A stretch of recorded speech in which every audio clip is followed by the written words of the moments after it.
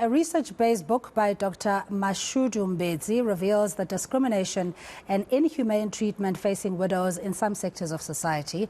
He says widows are often victims of harmful traditional practices, prejudice and stereotypes. Dr Mbedzi joins us now to talk more about the book, Widowed but Successful and Highly Blessed. Good afternoon to you, and thanks so much for coming through into studio. Really quite an eye-opener, and I think quite provocative as well, and challenging some of the African practices. Just give us a sense of what inspired the book.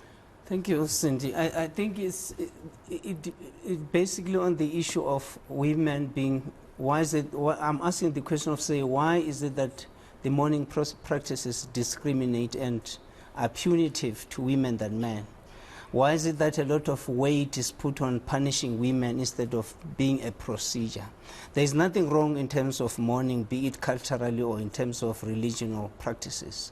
But the issue is the application, adoption and application thereof, which is the main problem. And the challenge is that we are still prone to the black dress, which is European, not African, and which died long time ago in Europe. But now, if you check, the white dress 1559 in Scotland was the first mourning dress. But the issue is on the stigma of the color of the dress, not the practice. I guess it's also the challenge of documenting African knowledge systems. Yes. And the fact that there are diverse voices that speak to different practices, and they're applied also just as diversely. So what is the correct process, if there is such a guideline?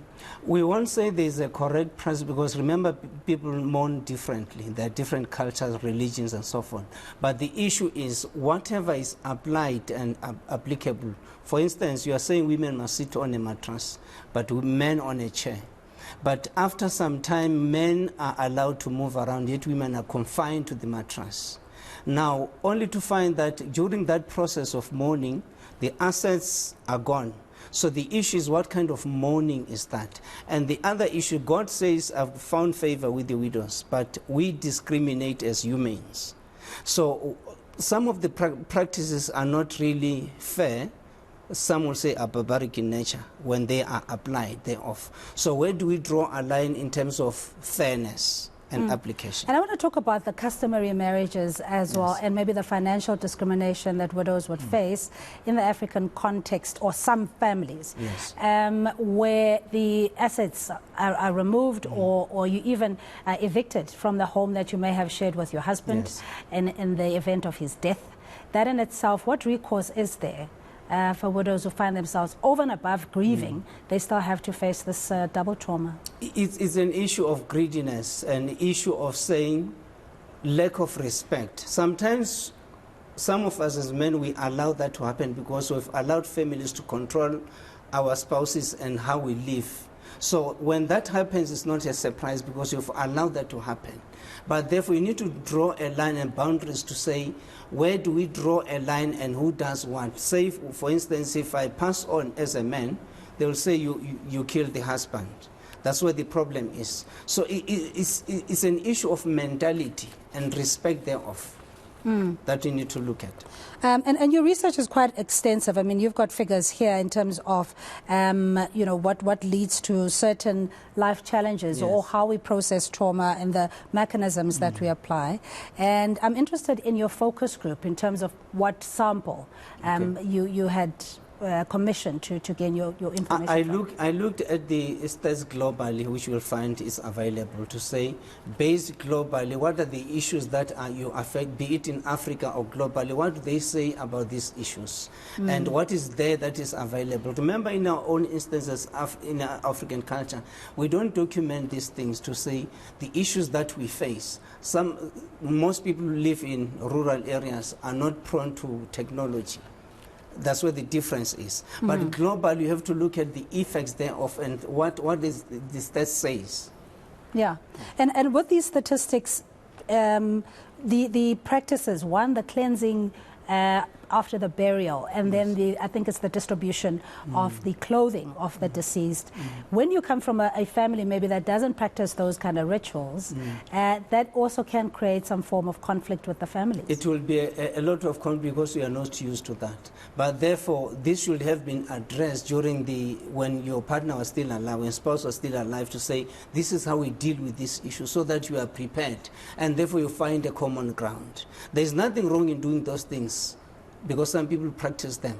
But the issue is communication. What is the level of communication and friendship thereof when the other spouse is still alive, so that you deal with these issues? Yeah, yes. But certain things that are also not discussed. I mean, I've just discovered things like continuation of sexual cleansing, for example, and the scarring or marking in certain cultures or customs that this woman, is a widow. Yes. Is that still widespread? It depends. It's still there in some cultures. Unfortunately, we won't mention which cultures, but some people still do that. I will say, if you look at the types of practices, some will say you need to bath the body, then you drink the water to determine whether you killed the husband or not. We make fire, you need to jump the fire.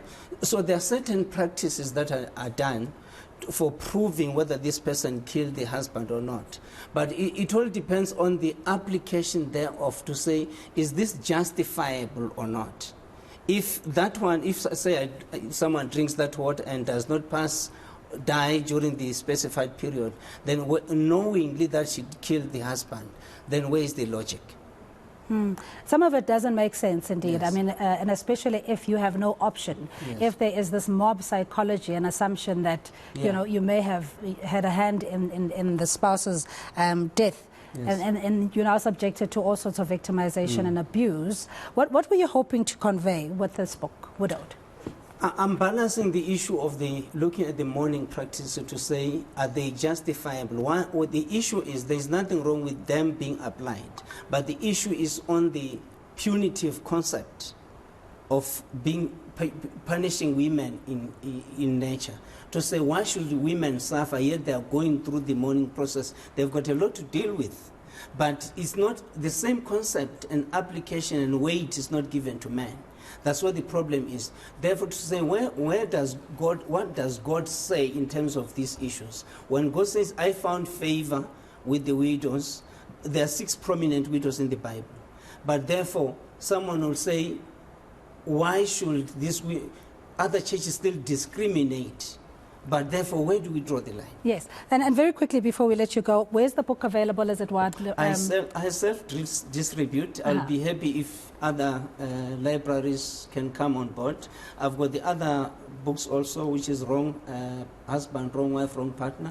The other one, first one was Married but Intimately Divorced. So they are educative and also counseling in nature. All right. Really appreciate you coming through on a Saturday afternoon. That's Dr Mashudu Mbedzi, author of Widowed but Successful and Highly Blessed, speaking to us about the unfair treatment some widows face from the families of the deceased and what measures should be in place to protect loved ones from such events.